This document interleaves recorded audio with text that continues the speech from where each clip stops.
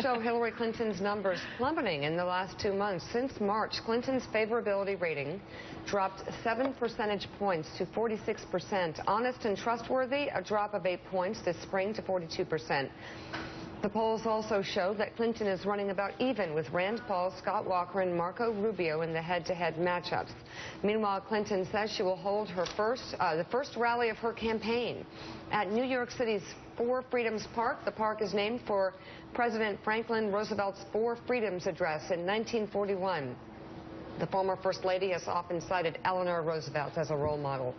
Clinton's kickoff takes place next Saturday. The park is accessible by tram, subway only, so the logistical setup should be fantastic. Hey, Jonathan Capehart, obviously your numbers keep falling. The press hasn't been fantastic. Supporters don't seem to be concerned, and Hillary's team, they don't seem to be concerned either. You have any concern about these numbers?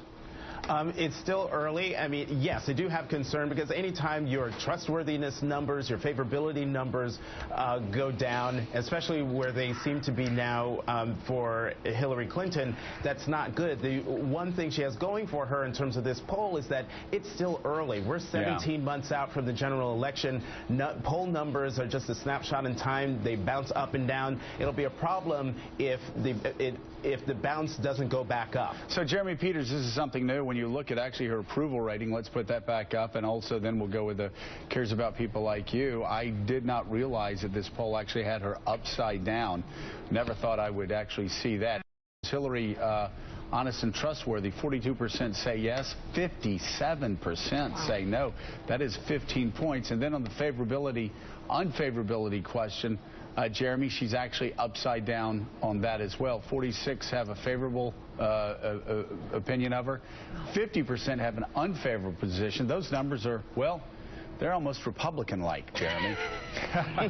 Well, actually, if you look at the Republican numbers, there are so many Republicans in the field right now that Americans just don't know all that much about. So they're actually at something of an advantage there because people like Marco Rubio, Scott Walker, you know, they're able now to go out and sell themselves, sell the American people a certain image of themselves. And Hillary Clinton's just not able to do that. And I would also say that, you know, one of the other things that's really troubling for Hillary is the enthusiasm inside the Democratic Party. I think that's why you've seen this energy around Bernie Sanders' candidacy, this interest, you know, in Martin O'Malley. And when you talk to Democrats, there's almost like a certain sense of obligation, almost resignation that, yes, she's going to be the nominee, and yes, we're on board.